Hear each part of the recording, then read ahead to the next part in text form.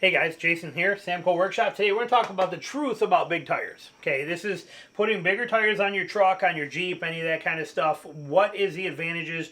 What's the right way to do it? What kind of problems can you run into? This is the reality of it, okay?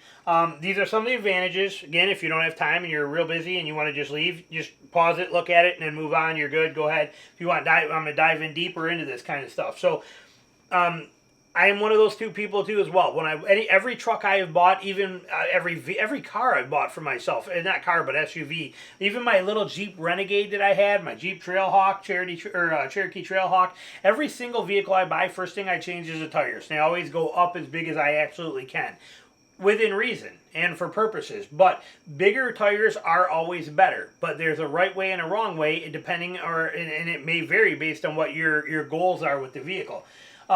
Taller is what matters. Okay, that is the advantage. Not so much width, but the height. And obviously there's a bunch of images coming in here, but taller is obviously better. Now there is a tremendous amount of information out there on skinny tall tires versus wide tall tires. So let's say that you got a 35, 10, 50, okay, 10.5 inches wide on a 35, or you got a 35, 12, 50, which is what's real common, okay?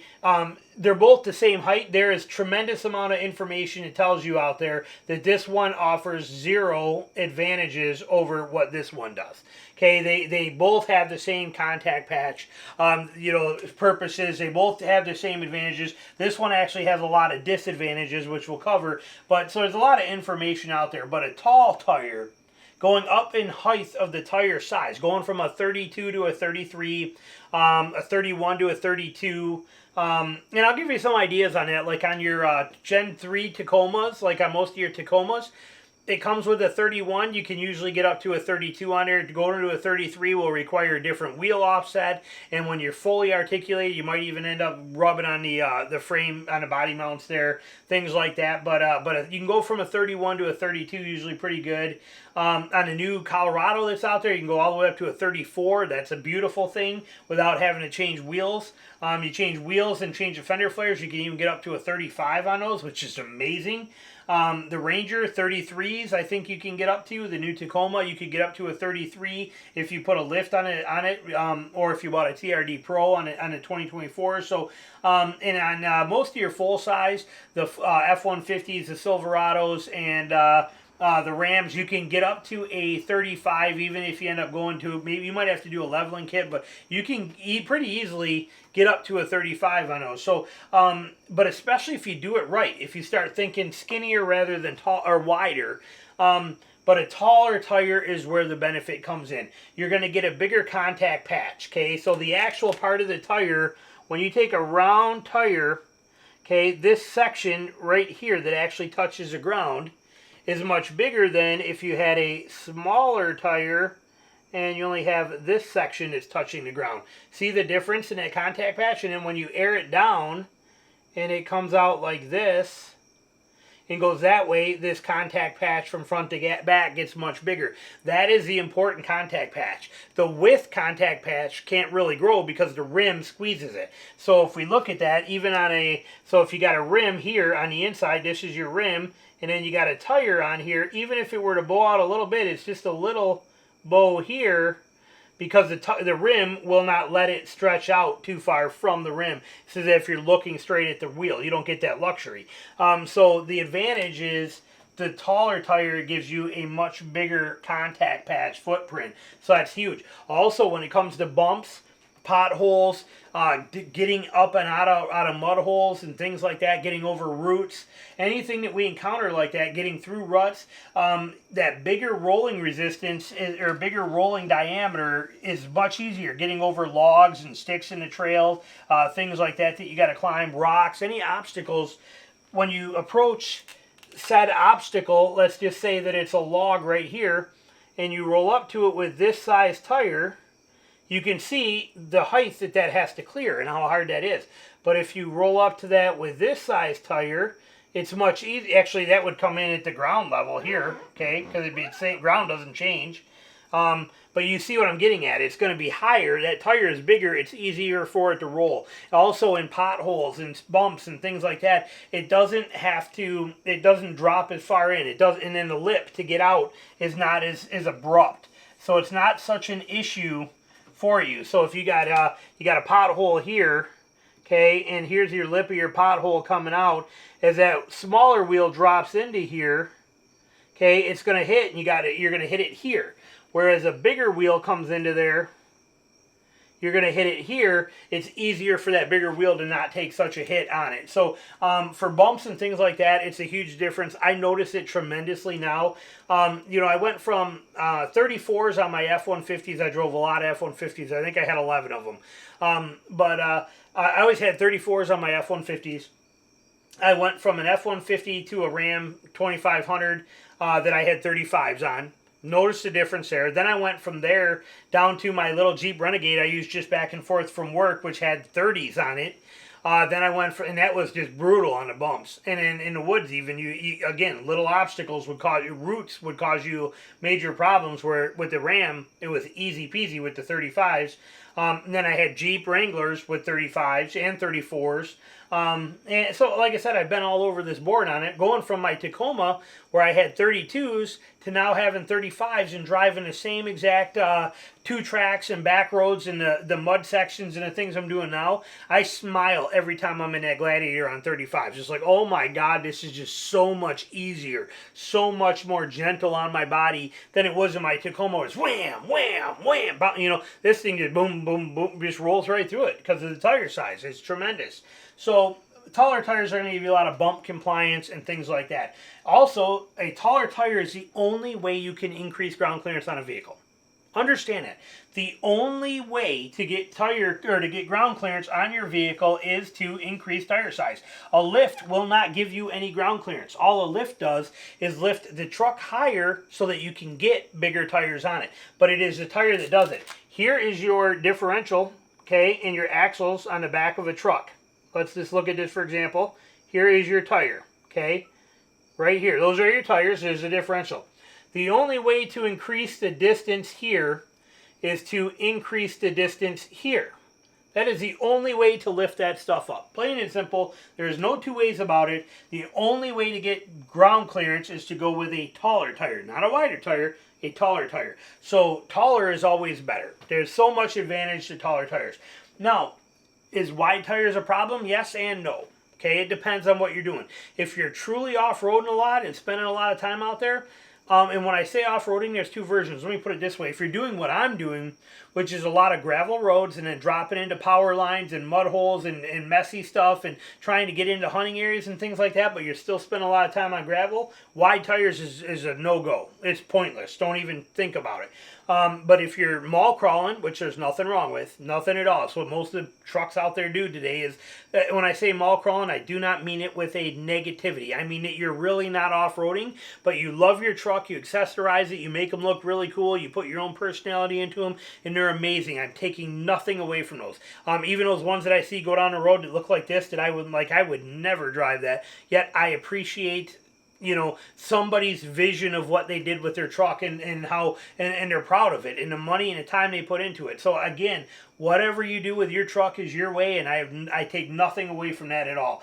But if you're somebody who's taking your truck on a trailer and then going to an off-road park, or just going straight to an off-road park where it's just going to be sand and mud and you're going to be crawling over little obstacles and never getting up to speed off-road, then you're not going to have a problem.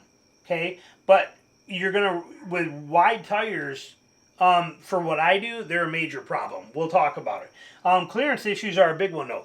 As you get that tire wider, and I'm showing you insets, but when you get that tire wider, you start running into problems of running into suspension components, running into your wheel wells, running into your fender liners, running into your crash bars, running into your body mounts on there. The wider the tire, because remember, you have to turn them. Your tires have to be able to turn in the front. When they're narrower, they can turn, and they're pretty easy. When they're wider, it's a much bigger deal trying to fit them inside those wheel wells and make them turn. So you run into a lot of clearance issues. So you see a lot of guys that what we call roller skates going down the road. And again, I'm not taking anything away from it. I understand it, and I think they look cool, and I'm taking nothing away. But what we call a roller skate is like back in the 80s when you had, 80s and 90s, you had here's your skate boot, okay, and then you had these wheels that stuck out like this. That were huge, sticking out off of there. Well, you see trucks like that now too. Okay, you got a bumper here, comes up, and then you got the roof. You're looking at it from a side view, and then they got their wheels like this. Okay, it reminds us of the roller skate look of the 80s. Okay, that's why we call it a roller skate. It's what it looks like. Not taking anything away from it at all. But those trucks usually have smaller diameter wheels. They don't have a choice, because of the fact that they can't fit such a wide wheel in there without running into major clearance problems. Or they have to push them out so far to get them to be able to fit in there where they can turn them and get clearance. So clearance issues can become a big one. Stone chips are tremendous. This is what I'm talking about, why I could never have those. Okay, the more your wheels stick out, which we call offset. Okay, you have positive offset, which brings them inside. And again, I'm showing you a little inset. Positive offset brings them into the fenders. Negative offset pulls them out of the fenders. When you have the side of a vehicle here, and you have a tire that is inside of here, inside of the fender, okay, you got a fender on here, but you got the tire inside of that fender line, all of your stone chips are staying underneath the vehicle. Okay, they're underneath on the underside of the vehicle as they fly.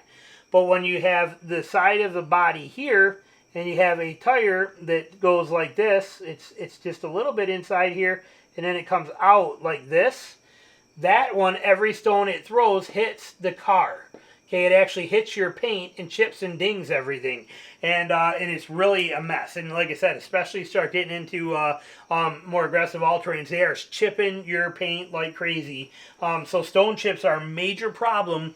The more offset your wheels are, and the more they stick out, or the wider they are, and if they stick out past that fender, and you don't have fender flares, which is why a lot of people will put aftermarket fender flares over these to kind of protect that, but that becomes an issue. Okay, when you get that wheel sticking out more, I promise you, you're going to get wrecked with stone chips if you drive places I do.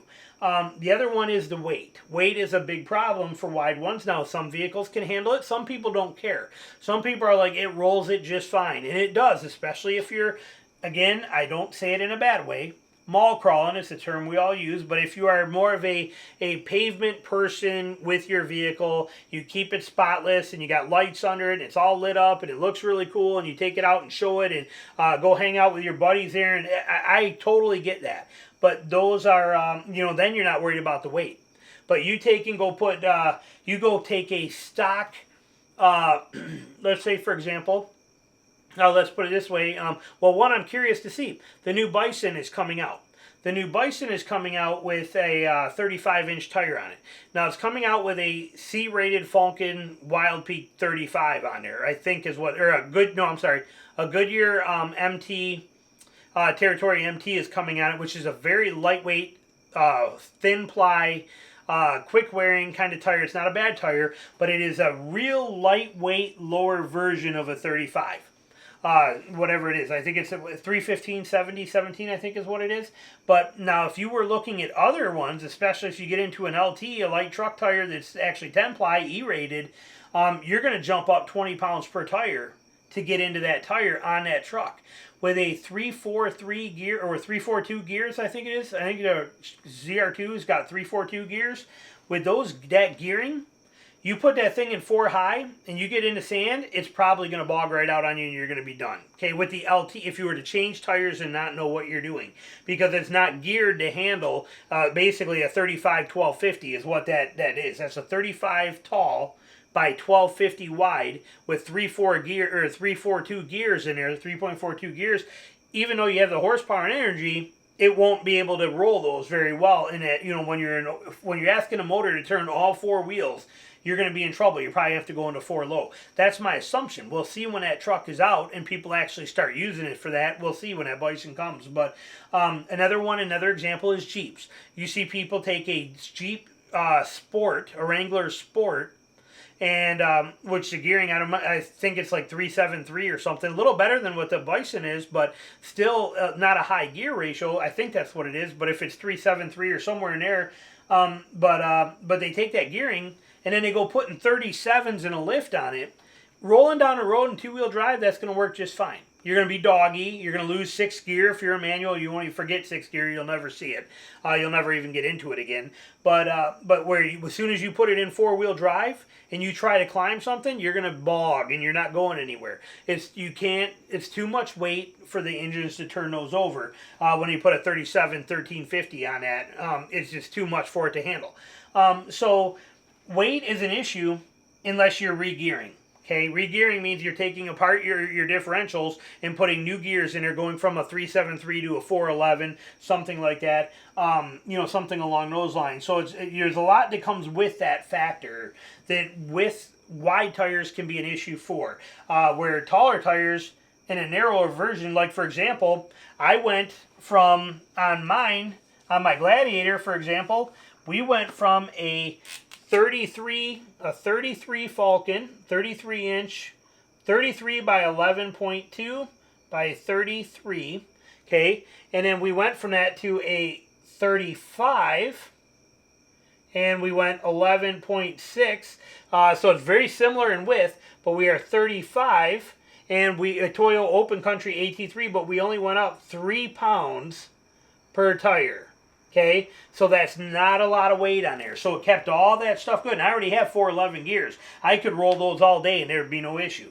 But so that's what I'm saying. So if I went to a 35 1250, okay, like we were talking about, and get that bigger, all that extra width that you see on here, that extra inch of width, adds tremendous weight. There's a lot more weight to that than just adding this little 2 inches here. Okay, but we're adding the 2 inches, then you're adding all of this extra width here, and you end up somewhere in the, you're somewhere between 10 and 20 pounds more per tire, which is rotating mass on the ends, on all 4 corners.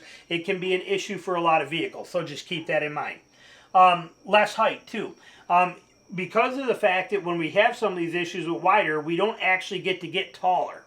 So because you'll run into too many issues, so then you have less ground clearance, less height of the wheel, less height of the vehicle, and with less height, you lose all of these advantages, are gone. Okay, so something to think about. Also, suspension wear is huge. The wider and heavier the tire is, the more it's going to wear out CV axles. It's going to wear out ball joints. CV axles are the big ones, especially if you're off-road. I can't tell you how many times I watch people put 35s on a Tacoma, and then they put that thing in 4-wheel drive, and they start hopping a root, and you hear, we're going up, and they're hitting roots, and all of a sudden you hear, tink, boom, and the vehicle just stops. Right there. That's it. So all you hear, tink, done, and he's done right there. Just snapped an axle just like that. You see Jeeps do it too, going up or going through something or stuck in and bouncing in the sand. Dink, done. Okay, axle's done. Why? Because they put 37s on a Dana 30 series front end, front axle that can't handle that kind of rotating mass and weight. Where if they were to Rubicon, it'd be Dana 44s, they'd have that bigger, beefier axle to be able to handle something like that. And many people that go 37s or even 38s or 40s on a Jeep, they go to Dana 60 series. Why? Because they're sick and tired of snapping axles. So there's a lot of stuff that comes into the suspension wear factor when you start getting wide. And the reason for all of this is the weight. Okay, the weight becomes the problem. And again, not that they're always this way, but this is the truth. This is the absolute truth about bigger tires, which is what I wanted to bring to you guys so you can make the smart decision for whatever it is that you do. If you drive like I do and you understand the value of a taller and it's not super wide tire, it's, you understand that, and it's a good thing and it'll help you. If you're somebody who uses a truck like me where you're going hunting and exploring and overlanding, this is going to be a much better route for you. If you are somebody who's just going to a off-road park to play every once in a while, and yet, or spend most of your time, you know, parking lot crawling and hanging out and showing your truck and, you know, just driving it as a everyday on the road kind of thing, and you just want it to look really good, wider might have the value. If you have the gearing, okay, if your vehicle has the gearing and you have the protection for stone chips, and you can get the wheels with the right offset to get the clearance, and you have all of that stuff in there, you can get the best of both worlds, okay? You can actually find a tall tire that has the width, that gives you the look that you're looking for, but it's a rare vehicle that's going to allow you to have the best of both. So hopefully this helps you in your decision. Thanks for watching.